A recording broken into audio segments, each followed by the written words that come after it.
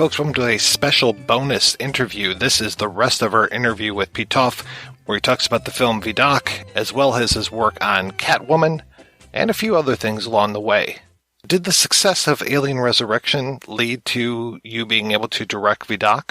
Not really, because Vidocq was really a French thing, and of course the fact that I've done Alien, of course, that's what helped it. I mean, that's the reason why I was doing Vidocq after that. But it's not because of the box office. It's just because I did it, and because everybody knew about Alien, and people loved the work we did on Alien, and because and that's because of the movie and the quality of the movie itself, and it has nothing to do with the box office.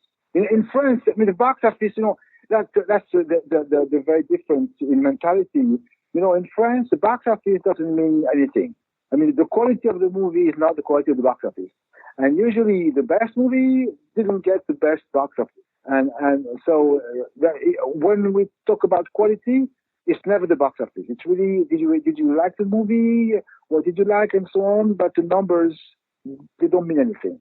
But it's changing. I mean, now the movie industry is on a big turn. And of course, COVID doesn't help, but it's not just COVID. I mean, it's the way people experience movies and how the TV shows are taking over the movie industry. I mean, the film industry, the feature film industry. So it's everything is shifting. So I think personally, but that's my personal opinion, that the movie industry is dead. I mean, it's because for one reason. I mean, I grew up watching movies in a theater. Of course, I had TVs and were watching movies on TVs, but my main experience and the reason why I worked in movies it was because of the movie experience. To be in a theater for 2 hours in the dark with no telephone, no internet, no Instagram and all that stuff, and just being immersed in a story, in a world, in whatsoever. And so you live your life at the entrance of the movie theater. You are immersed in something, and you resume your life, when you leave the theater. So that's what I really enjoyed, and that's what makes me make movies. But now, I mean, the experience is not like that. I mean, it's impossible. People have, their cell phone. They are always, during a movie. They're checking internet, emails, text messages, and all that stuff. The attention is different, and also because now people have so many different accesses to imagery. Whatever, it's definitely Instagram, YouTube, now TikTok, now. So the attention span on images have changed, and people are used to not spend more than a few seconds on an image and go think about other things. So I guess that really has changed the way the people are experiencing movies and the industry, and now the whole revolution with TV series, is such a different route, because you don't tell a story within 2 hours. You tell a story. You have 8 hours to tell a story. You have 10 hours. You have 100 hours. And so it's really much of a ride. And you have this immersive aspect, which I love, but on the long run, you can be immersed even if you check your Instagram, because, the story, is extended within hours. If you miss one plot point, it doesn't matter, because, it's not about the plot, it's about the characters. It's about how you are with the squirrel, and so it's different. The story is different. And personally, I like it. And I've been watching a bunch of TV series, and I really love it when they're good, of course. And now movies, I'm bored. I mean, most of the movies I've seen are just fucking bad movies. I mean, they are like copycats of bad movies, and they are even worse than the original. And there's just a few movies I really enjoy as movies. But, like it's maybe 5 for 400. We still have movies, good quality movies, because,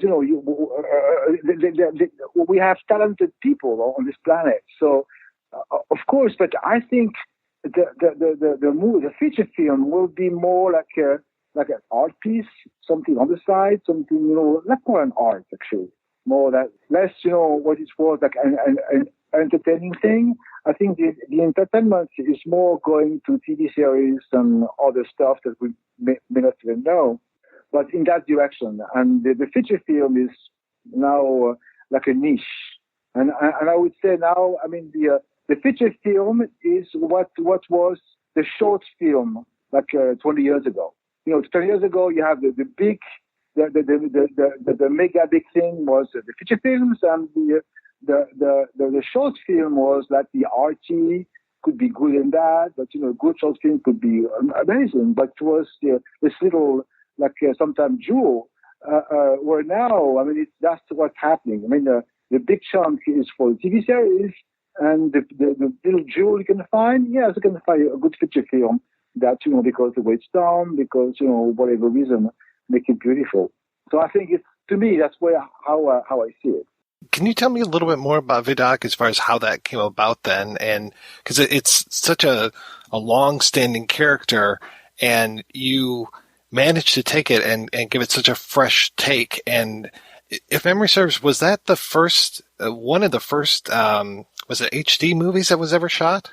Yeah, that's right. It was the first. Yeah, definitely. It was the first movie ever shot in HD entirely. At that time, Star Wars have been using digital shot for a few shots, but not entirely.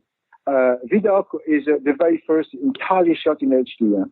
The story is kind of funny because, after I did Alien, personally, I was confident that I could be able to direct my feature film because, I had acquired enough experience on Alien to be a director myself. So when I came back to France, I started to look around to find a movie to direct. So I was reading books and trying to find scripts and stuff.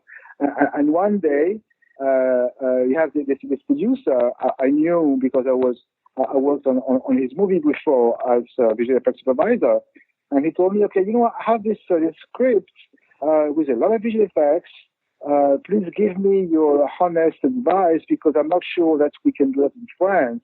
And if you think it's not possible in France, then I will try to go in the US to make this movie. So please have a read. And the guy started to explain to me what the movie was about, and he told me it's Vidocq. And Vidocq is a character that is very famous in France because it's based on a real character. Vidocq was the really French Sherlock Holmes in the early 1800s. And in the 60s, 70s, there was a TV series called Vidocq that was describing the real guy. And when I was a kid, I grew up with Vidocq. Vidocq was one of my favorite TV series. And when Dominic, the producer, told me that the movie was about Vidocq, I told him, you know what? I want to be a director. Vidocq, I know Vidocq. I mean, I grew up with his character. Please, would you consider me as a director for this movie? And Dominic told me, yeah, I don't know. Let me think about it. And a week later, he sent me the script and he told me, okay, yes, you can read it as a director. Let me know what you think. So that was the start. And then from that, we started to rewrite the script and so on. But the thing was, I was not a big fan of period piece as a director. I mean, I would have never picked a period piece to do my first movie. And especially a Southern Sandal. Southern Sandal in France is like the Western.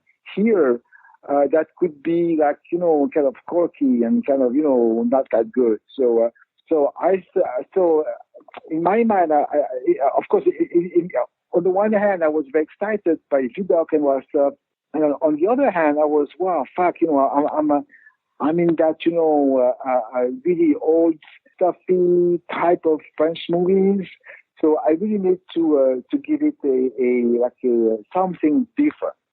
And so that's how I started to think about, okay, let's do a sci-fi movie in the past. So let's try to work on this like a retro futuristic kind of look and takes of how you would do in the really like a ritual futuristic. That was my thing, and so that's how I built everything from that, and even the visual. So I said, okay, the thing, everything takes place in the early 1800s. So how, if you were shooting the movie in the early 1800s, how would you imagine sci-fi for this time? Sci-fi in the 1800s, visually. How would you see that? And so I thought, okay, maybe I will look at painters later. The painters that have been, do painting in the mid 18th century. So that's how I look at a lot of paintings or that period, like Gustave Moreau, Gustave Courbet, like Turner, like all this influence of fantasy painters, but very, very pictorial and very, very, which is a very special type of rendering. And that, I said, okay, I will inspire myself from these guys in order to create the universe of Vidocq, because Vidocq is a fantasy anyway. So I didn't have to stick to reality with any kind of I wanted. So that's how I gave direction to the production designer and to everybody who was like sci-fi in the past. And then on the top of that, so the imagery. So I was not, shooting in 35 with long lens and all that stuff. It will really look like, the old, like a sword and sandal movie in France. So I wanted to have a different look. I wanted a wide angle, a great depth of field and all that stuff. Because I was doing visual effects, I knew everything about technology, and I've heard that Sony was developing this HD camera. And then I went to Sony and asked them, can I see the camera? Is it possible to test it? And the guy said, yeah, sure, of course. I mean, we have one camera that is, doing tours in the world. You can have it to test it. And so on one day, so they shipped the camera in Paris, and I did some tests. And I wanted to make sure that the camera was okay. So I put together a 35 millimeter camera, the HD camera, a video camera, and a low-res camera. We just have 5 cameras like that lined up, shooting a character in wardrobe. And then I transferred everything on film to see the results on the film screen, because the end game was to be on film. And I was blown away by the quality of the camera, the HD camera, which was very different from film, and was giving this texture that you've really never seen before, and especially with the wide angle to give this immersive aspect, almost like a VR thing. So, and I was, okay, I want to shoot with this camera.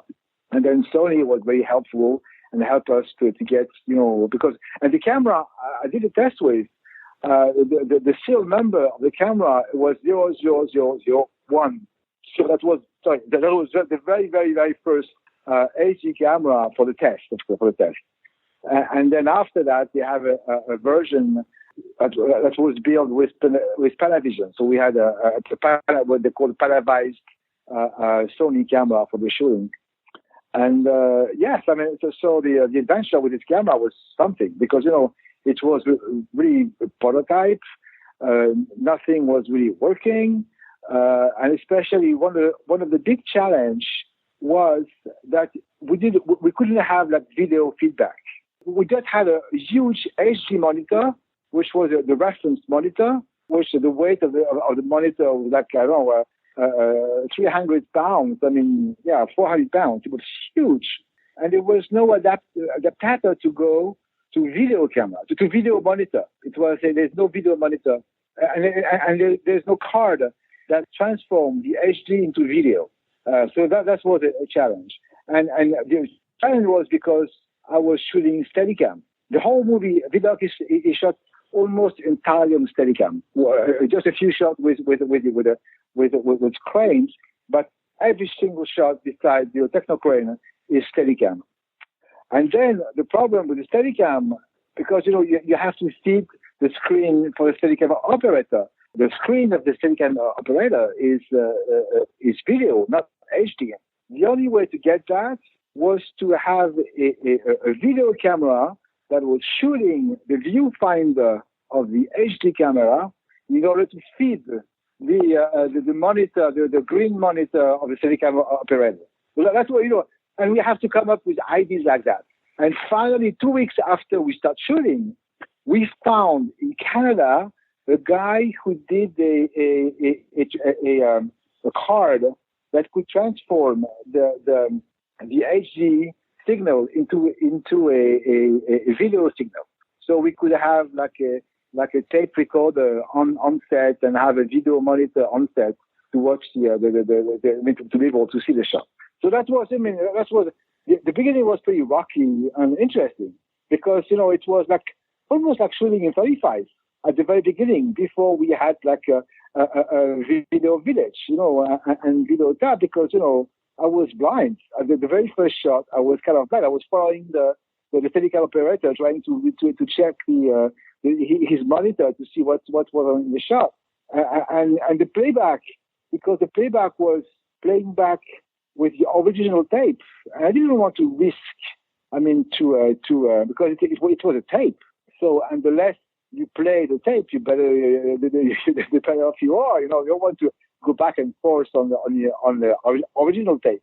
So, the very first 2 weeks were a bit awkward, but very interesting. And then after that, we got this card. So yeah, we get more in a more traditional way to shoot with a video village and all that stuff. So that was better. But it was very, very incredible because it changes the way we do the lighting because the light for the DP it was different to light with his video camera than 35. So he had to adapt his knowledge of lighting and understand how the camera reacts with the light with the skin tone and all that stuff. But I wanted to have something very stylized. So that's what. And then I use a lot of different cameras. So I put cameras on the body. I use like little cameras, low-res cameras for action shots. So I really played with a bunch of different types of cameras for the whole movie. They were all digital, of course. Well, I know you had directed actors before, but I'm curious, how was it working with Gerard Depardieu? It was incredible because Gerard, he's an animal. So Gerard is really somebody who is like he's a lion actually. So if he likes you, it's fine. But if he hates you, you're dead. He will kill you. Seriously, he will kill you. And so I was lucky enough. I worked with Gerard before on visual effects movies where he was in, so he knew me. And hopefully he liked me. And then it was very easy because I have a very precise vision of what I wanted. And I just have to communicate my vision to Gerard. And Gerard said, yes, I know. Of course, I know. No worries. And that was pretty easy. And the rest of the cast was also very easy because I was trying to do something so special. So they were really with me and they were trying to understand, even though I didn't have a great experience in directing, they were happy to get my vision, and the way I wanted to create this universe and how I want to have this connection with the people. And because my thing was, I wanted to really, it was the VR before VR. I wanted to be the audience to be like inside this world.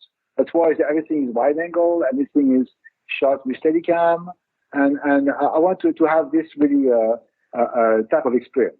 I have to ask you, how did you get the gig to do Catwoman? It was because of Vidocq. So in town, in Hollywood, people heard about Vidocq and the performance, and I had a bunch of prizes and stuff like that. The agents were pretty, after me, which is good. That's what you want. What you want the agents running after you.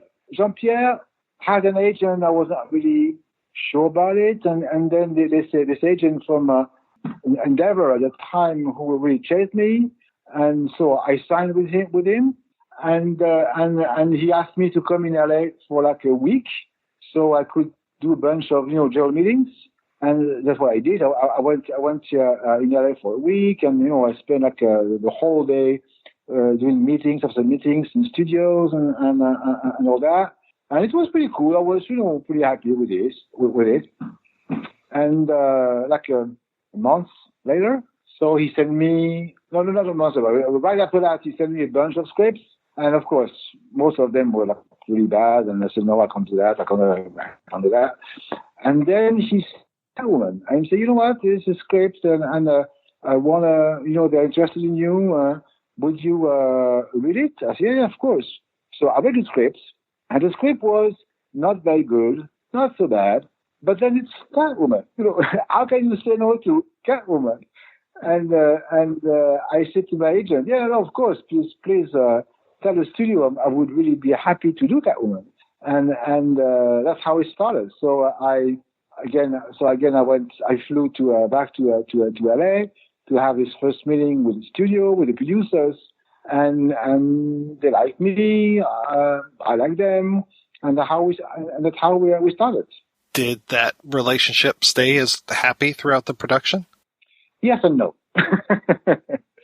Yes and no. Yes and no. Because Catwoman was a very, very bizarre experience. One of the best and one of the worst. And really, really, the entire spectrum is covered. At the very beginning, I was hired by a guy who was like a star at Warner Brothers, and he was responsible for The Matrix, for Harry Potter. So nobody could say no to him, and he hired me, and so we had a great relationship, and that's how it started. Then he became number 2 of Warner Brothers, and maybe he was like a little bit fast, wanted to be number 1. So bottom line, he gets fired. And at that point, and he established the first rule of Catwoman, and he wanted to do like an action movie, fun. So he hired this writer, Ferris and Brancato, who did The Game by Fincher, which was a really good movie, and they were good writers. So his name is Lorenzo Di Bonaventura. So Lorenzo gave the writers, direction for, to do this like action fun movie and stuff. That's how they start to work. And then Lorenzo gets fired, and so everything was in flux because we didn't know the studio would pick Catwoman again, or because of the firing, maybe Catwoman will die. At that point, there's 2 female-driven character movies that were in line. It was Catwoman and it was Wonder Woman. And the problem with Wonder Woman is nobody wanted to no actresses in town wanted to be Wonder Woman because she was kind of tacky, and all the girls wanted to be Catwoman. So that's how the energy went off Wonder Woman for Catwoman. So that's how the studio finally get, okay, we'll make Catwoman. And then, okay, so a new studio executive to give new direction. And so the writers, not a 180, but, different direction. And so the writers start to work. So then we get into this studio writing process, which is fucking ridiculous because, everybody has what to say. And you have like 20 people in your room to give notes to the script. At some point, of course, the more brain, the more quality you have. That's true. But, when you reach sometime, what happens, you reach a moment where you are at the maximum you can do with the material. The word to say at this point is stop everything. We got the best we can have with what we have. But the studio system is made that people have to keep working. So when we reach this point, then, okay, how can we make it better? What can we change? And then same thing, people because they are paid for that, they give notes and notes and notes and notes. And that's where the things start to drop. It's actually, if you're doing a sculpture, and then you start to keep digging. The nose at the end, you lose the nose because, after trying to lose on the right end, then you lose on the left end, and so on. So that's what happened with the script. By giving notes of notes, we had the script that was at some point like fucking ridiculous. And hopefully everybody in the room say, okay, we are in trouble. the script is really bad. We need to fix it. And it was the 1st of May, and we were supposed to shoot in September. So we were in sort of an urgency. So then they decided, okay, we need to hire a script doctor to fix things, because our writers they are at the end of the road. So we needed to find somebody else. So they hired Ed Solomon. Ed Solomon, who did he was the writer of Men in Black. So a guy who knows how to deal with action, comedy, and all that stuff. But he was the perfect guy for that. So we met with Ed, and Ed read the scripts and read the notes. And the irony is a stack of notes were even bigger than the scripts, more notes than page written. And Ed said, you know what, I understand what you want. I think fixing all these notes will be like dreadful. I'd rather rewrite from scratch. I know exactly what you want. I understand everything. And it will be easier and faster to rewrite the whole thing and not, fixing note after note. And the studio executive at the time said, okay, go for it. And so you have 2 months to build the script. And that's what we started to work with Ed on the writing, on the rewriting. I mean, on the writing it wasn't a rewrite. It was, right from the ground. And then, so we spent the first month together working on the script. We were pretty happy. Then 1st of June, the studio wanted me to start the prep because we were shooting in September. So I went to Vancouver to start the prep. So I hired my production designer, Jean Rabas, who did Vidocq, because they liked the look of Vidocq. And Jean Rabas also was the production designer of The City of Our Children. So he's a genius. And so they accepted that I bring this guy on board. So Rabas met me in Vancouver the 1st of June, and then we start to work during the whole month of June on pre-production, on design, while Ed was still working on the script. And I was in Paris. I was in Vancouver, but I was on the phone with Ed every day. So, and we went, within the end of June, we had a first draft, not perfect, but a good draft. So good enough to really go back to the studio. And then we have this big show and tell back in Los Angeles. So I flew back to Los Angeles, and we have this big show and tell with the studio where we were showing the production design, where we are at, the script, and everything. And then Alan Horn, who was the studio boss, then didn't know about the changes. And Alan knew we had to do, we will fix the script, but he was not aware that we were changing everything. So he was in the room looking at the everything. Oh, and then the Catwoman, wasn't she supposed to do this and this? Oh no. Okay, I see. So he was kind of fucking lost. And then the day after, the message was, okay, guys. So first, the production designer is fired. The guy is too early. It's way too dark. We want something, more like light and happy, and and all that. The script, they spent $1 million on the script with Ed Solomon. This script, we're not happy with it. So get rid of the script. Go back to the early version. Go back to the last version, the early script from Fred and Bencato, and just fucking fix it. I was devastated because I had to fire my friend Jean Rabas first, and then I knew that we were screwed because there's no way we can fix the script. It's impossible. It's bad. It's really bad. And the producer told me, okay, you know what? You won't have to deal with the scripts. I'm taking the lead on the scripts. You stay in Vancouver and you prep the movie. I will send you pages. And you have to do your job as a director. And I say, okay, I'll do the best I can. And that's how we started. And the thing which today pissed me off is, it pissed me off back in the day, but I'm still pissed about that. Because, the way we rewrote the script was really with the backstory of Catwoman. So the whole thing was, the beginning of the movie was to present the character of Catwoman and how she became Catwoman. And in our version, she became a Catwoman when she was a kid. And so so we the very first like 10, 15 minutes was to see the little Catwoman, stealing fish in market, living like an animal. And my reference was l'enfant sauvage, the wild kid from Truffaut. And so I had references like that. And the studio say, no, we don't want backstories, because at that time the Hulk had the backstory, and the Hulk did bad at the box office, and the studio say, okay, backstory, bad box office, so no backstory. I said, fuck, guys. I mean, Jesus, yeah, fuck. How can you be that stupid?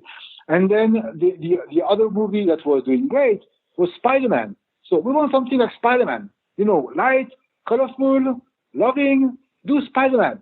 And so you have some scene that was like not copycat, but was inspired by scenes in Spider-Man, because Spider-Man was a hit. So you have to do what a hit does. I said, fuck, I mean, the movies were going to be released in 2 years. Okay. Well. And also, they hired me because of Vidocq. And Vidocq was dark. So I was going to do a dark movie. And Catwoman is a dark character. She's not light. I mean, she's intense. She's raw. It's the opposite of the character. It's a wrong route. But I knew anyway that I'm not in France. So as a director, my voice is like nothing.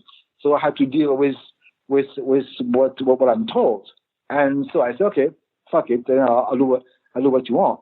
And so I put myself, my ego, down, at the back of my pocket, and say, okay, I'll do whatever they want. I know I'm a professional, so they hired me to be a professional. I'll be a professional down the line, and that's how I did everything. So even 10 days before shooting, the producer called me and said, okay, I guess you've received the last version of the script, which is the official shooting script, version 1.0, even though it's not final. I mean, you have everything to shoot.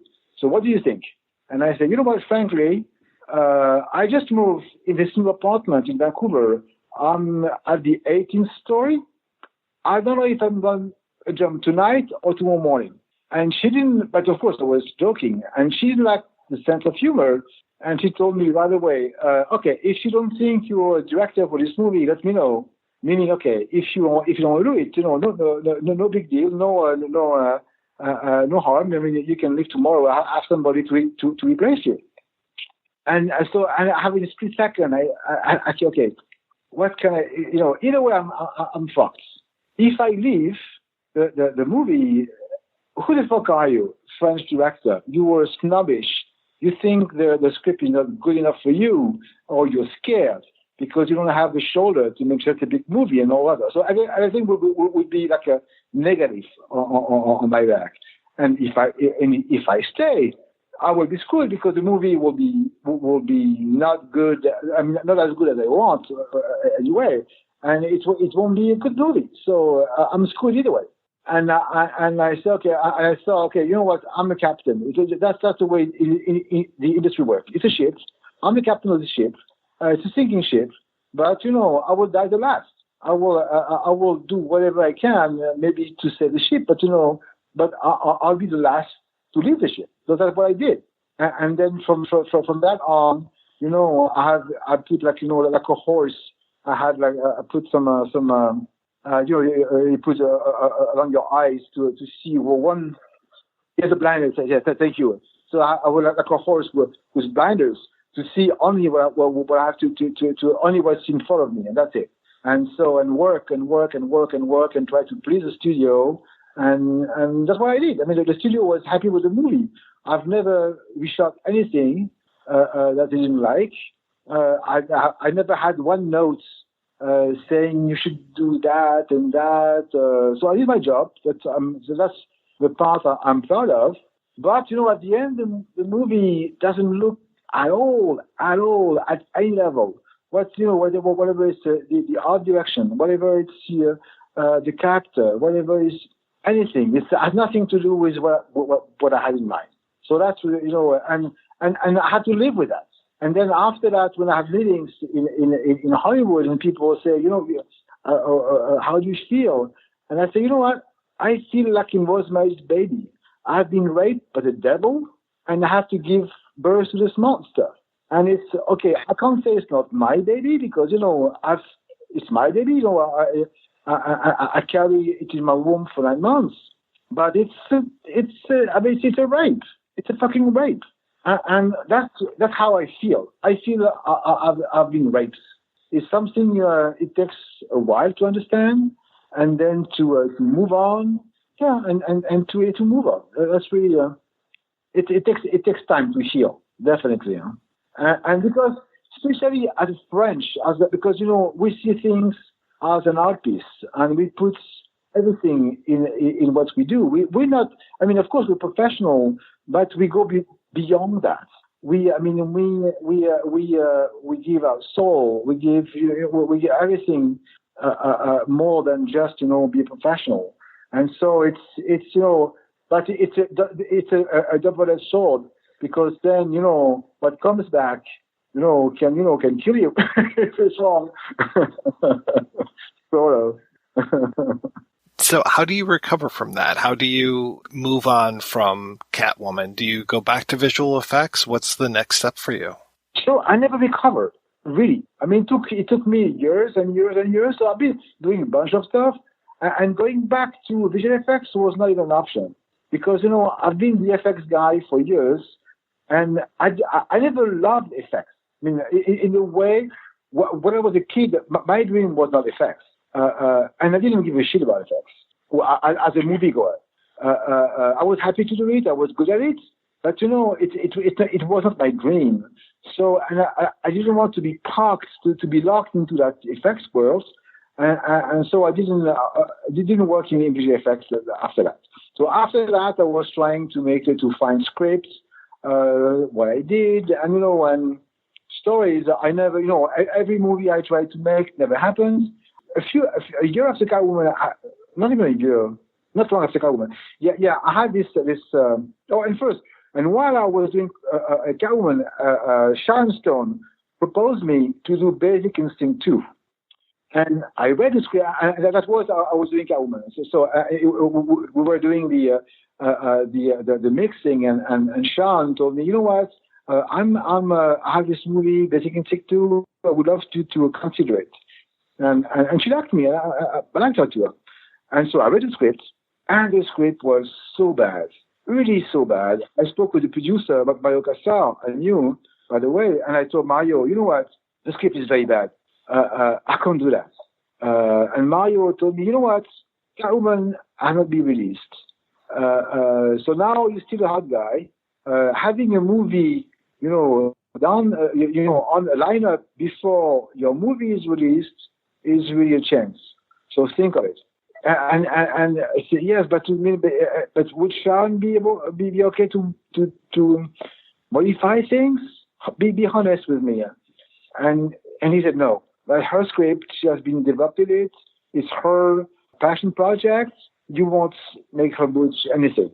And I said, okay. Knowing Sharon, I said, okay, you know what? No, I'm not doing that. I said, thank you for the offer, but I'm not doing it. And then at the end, Sharon did the movie she wanted, and the movie was like bad. I saw the movie, it was really bad, and the movie did like $10 at the box office. It was ridiculous.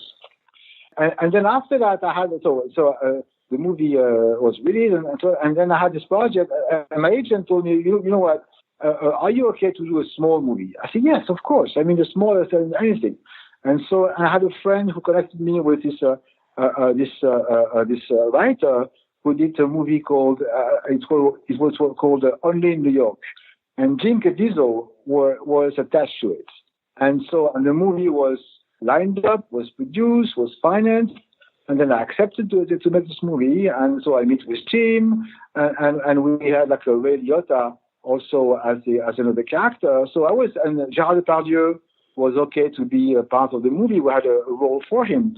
So everything was, the stars were lined up. So for me, And then we start pre-production in Toronto because we're supposed to shoot New York in Toronto. And 2 weeks, everything was ready, everything was lined up. And 2 weeks before shooting, one of the financiers bailed out and the movie stopped. And that was like a big hit on my head because, I was really, really going to shoot and something great, dark. It was a dark movie. Really something for me with no visual effects. So something that really could be like a really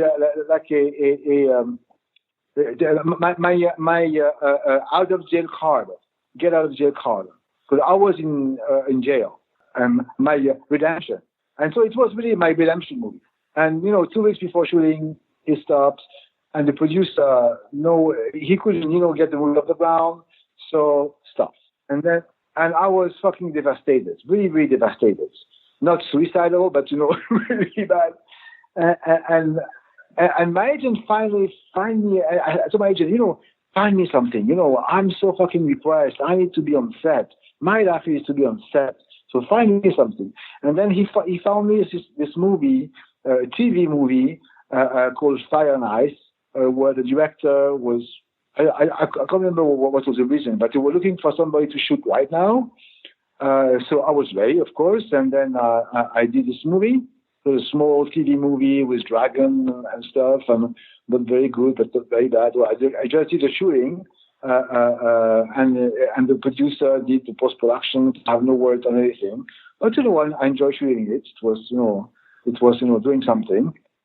And then after that, I get contacted by a Chinese producer, financier, entrepreneur, a crazy Chinese guy who wanted to hire me to do Chinese Star Wars, kind of. First, the guy wanted to be the Chinese George Lucas, the producer, so he wrote the script. It was his version of Star Wars, but instead of being in outer space, it was underwater. In ancient Greek, underwater monsters and all that. And so the guy sent me the scripts, which was horrible. It was a straight translation from Chinese to English, so it was really hard to understand first. Really, really hard to understand. But he sent me a bunch of visuals because the guy had been working on the development for like a few years, and he had a bunch of kids doing like illustration, doing research, and so I had hundreds of images, and among them some were pretty interesting. So I felt, okay, there's something to do here. There's something. And so my agent, said to the guy, okay, I'm interested. And the guy, the week after that, the Chinese was in LA to meet me with his partner. The Chinese didn't speak a word of English, but he has a partner, a Chinese partner who was speaking English. So he was to meet me in LA to talk about the movie. And the guy really wanted me to make the movie. And so he said, yeah, whatever you like. I mean, it's your movie. You want to see the script? I knew he wrote the script, but you want to change it? Yeah, fine. Do whatever you want. But, I really want you to develop the movie. And it was his money. He was to be a rich guy. And then within a week, everything was wrapped. I mean, I got my paycheck for a year. I got my ticket to Beijing. And it was just, the speed was incredible. The guy wanted it to happen right now. So I flew to Beijing to start to work. And the guy was crazy nice, but crazy. And first the guy, okay, now we got this first meeting. It is prop meeting. What? Yeah, props. I've been designing a bunch of props, so prop meeting. I said, you know what? We have a script to write, so I'm happy to watch some props, but we have other things to take care about. Yeah, okay. So I was very diplomatic. I said we had this meeting with 20 people, show me props. More horrible, more than anything. It was ugly, stupid, cheap, bad. So, but it's I don't want to be bad mouth. So I said, yeah, cool. But we have time to fix anything. So, and then so the plan to work on the script, and but everything was slow because we have translators, and from Chinese to English and back and forth. It took time. So everything was baby steps, and so finally, to find that, okay, he's not a writer, I'm not a writer, so we have to find somebody to write a script. So I went back to in LA to find a US writer. So I brought this guy in Beijing. So we started to write the scripts. And to make the story short, after a few months, the guy just hated the scripts, fired the writer, and said, okay, no, I keep writing the script and so on. But the thing, what kept me in China, actually, is the guy offered me, so his dream was ILM, again, and he wanted to be the Chinese George Lucas. And he offered me to be partner with him in a post-production company in China, and I would be, owner of the company. So we would do the movie in this post-production company, and then after the movie, I would fly back to Los Angeles, and I would have my factory in China. To me, it was like a gift from the gods. Okay, fine, I will have fun a year in China, and then back in LA, we'll have my visual effects factory in China. And I'm talking, it was 2008. So it was the very beginning of the opening, China opening their doors. It was the Olympic in China, in Beijing. So everything was new. You have this amazing energy in China, entrepreneur. It was an incredible year. So I was very excited, by having, and I almost thought, okay, I can have food in China. And then I started to learn Chinese, to learn Mandarin. And I thought I could have a loft, an apartment in Beijing and my house in Los Angeles, and sometimes go back and forth. I was really comfortable with the idea, and so that's really kept me, working on the movie, even though the script was going south.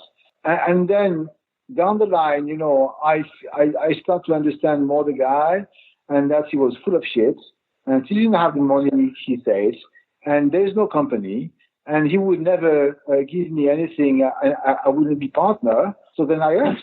And I said, you know what, I'm not going anywhere if I'm not doing, something I like, whether it's a company or a movie. So I left. So the whole story was over a year. So so I went back to Los Angeles. I made some money, so that was a good thing. But I had nothing, to come back. I had, stories about Chinese girl and the life in China, which was incredible. And that was it. So that's the second, movies that didn't happen, even though the experience was amazing. So I didn't lose it. So I kept, trying to work and to try to find projects. But then your agents start to look at you as a loser because everything I was touching wasn't happening. So then you start to lose your agents. It's a thing, the agents, usually you talk to your agents every week. And then your agent doesn't talk to you every 2 weeks, and then every 3 weeks, and then she doesn't return your call. And you say, what the fuck? And then you understand that, they just not nicely actually, they just fire you. Because, after no return phone call or emails, I called the boss of I changed. And I called the boss and I say, hey, who is my agent? What happening? And then he didn't say anything. And then I got an email from the agent. Oh, Pitof, we had such a good time representing you, but I think our life, our past now have crossed. It's better for you to all the bullshit, the usual bullshit. And then and I didn't have any agent anymore. And finding other agents was complicated, and so on. So I was really on my own, and was not really a chance to go anywhere. So, and I started to work on commercial. I started a company with a friend of mine to produce commercial and to do a bunch of different things. So I, start to move away from the movie industry, step by step. Feeling like, like on a caravan. You're in a desert. And you feel that, you are this person that suddenly is out of the caravan and you're in the middle of the fucking desert and you see the caravan with the camels, with everything, long, in front of you, and you're alone in the desert. So you have to deal with different things and, and find new ways. That's where That's what I was looking at. And then a few years ago, I had a crash because, the thing is, I wanted to avoid visual effects, which was like a mistake at some point. Because, when you have something, don't give it up. I mean, even though it's not, if you have something, it's for a reason. If I was hooked with visual effects, it was for a reason, because it's part of my talent and part of my knowledge and part of my experience. And then my path crossed with with VR, with virtual reality. 5 years ago, so I bought this first Oculus DK2 headset with a computer, and I started to explore VR. And it was like 5 years ago, so it was very rudimentary, very basic, but very interesting. When I was checking that, I say, wow, that's really what I like, actually. That is this immersive thing that I felt when I was in a movie. When, as a moviegoer, that's what I like, to be immersed in something. And this VR thing is giving you that. But of course, at that time, it was so like a rudimentary. So there's no business in that thing. But, I kept that somewhere in my mind. I said, yes, there's something. And then it was the very beginning where people were talking about, maybe VR will be the future of cinema. Cinema 2.0 will be something at VR. And then I started to look closer on VR and do some forums and some things like that, and to understand how it works. And you have people having the theories of telling story in VR. And myself, I say, no, it doesn't work like that. You can't tell a story in VR. It's because it is the opposite. Telling a story, you need a frame. You need to bring the people into something with a line, and it's linear, where VR is non-linear. So it's incompatible. You can't use the storytelling of a movie in VR. It's totally different things. And VR is more like a storytelling, a live storytelling. So to me, my vision was, okay, it's like a grandma who's telling a story to her grandkids, and she will adapt the story depending on how the kid is reacting. So if she wants to scare the kid, she will use a dragon, at the right moment, so the kid gets scared. But the next night, she will, even though it's the same story, she will, or the same, concept, she will readdress everything, because maybe this day the kid is sad, so she will do the story nice, and so on. So, and I say, yes, what, that's what VR storytelling is we will be able to do storytelling when the computer will be able to adapt the story to ourselves. The computer will be able to read our mind and, tell the story we want to hear, or the story we don't want to hear, depending on how it works. And so it's going to happen someday, but not now. But I would love to be part of this new type of storytelling where you deal with computer and you deal with how to be able to read the mind of people and then adapt stories and play with that. So that's what my direction of some sort. And then I say, but maybe VR can be useful today for other things. And of course, living in Los Angeles for almost 20 years, I'm close to meditation, to yoga, and to all of well-being practices. And I said, but maybe with VR there are ways to help people in well-being, to help people with meditating, to help people with stress, with calm down, and maybe start to work with the technology when you can read people's mind by action, how they move their hand, how they move their head, how they react, and later on, because it's existing, technology where you can, read the brain waves and all that kind of thing, and it's happening now, and that's what now really gets me passion is to be able to tell stories in different ways and using different type of stories, and because meditation is bring you into world, into stories, into things that are not, the same type of storytelling than a book or a movie. But it's stories. Anyway, everything is a story. Whatever we do is a story. Whatever we say is a story. I mean, religion is a story. Politics is a story. Everything is a story. So it's just, it's just in what frame you tell the story, what type of story you say, you tell. And so that's why I saw in VR a door to access and to understand how it works, to find my way of how I will, find ways to tell stories, even though it's not stories that we understand story today, but how you can, take people into worlds, take people into emotion, take people into feeling things that we may not know how today. And because my thing is feeling what I feel. It's obvious, but what I feel in a movie is feeling something, and what I like in a movie is feeling something. If the movie, if the only feeling is boredom, it's not what I want. So I want to be sad, to be happy, to be. It shakes emotion in me when I have this entertaining experiences. And I think with VR, there are ways. It's a little, not for today. There are other business we can do with VR, and that's what we're developing now. Is trying to develop apps to help people meditate, to help people find some peace, because it takes you where you have no phones, where you have no internet. It takes you really in the same place I were when I was a kid. Because I was surrounded by the movie theater, and that was it. So when you are into the hood under the headset, you are somewhere, and you are somewhere where you want to be, and there's nothing else that can disturb you, and this moment is just for you.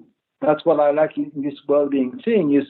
Okay, this is a precious moment because it's you with you, and you're going to spend the next 10, 15, 20 minutes, whatever it is, enjoying yourself, enjoying an experience which is made for you, and it's for you. And of course, it won't fix the problem you have outside, because outside is outside, but at least during this moment, you have this moment, you will be free, and your mind will be able to play with things you want to play with, and all that. It will give you some oxygen to be able to face the reality you will have to face when you will take off your hood.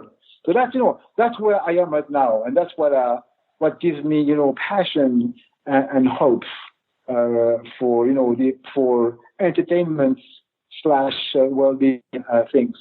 Mr. Kamar, thank you so much for your time. This has been wonderful. Oh, my very pleasure. Thank you so much for calling me.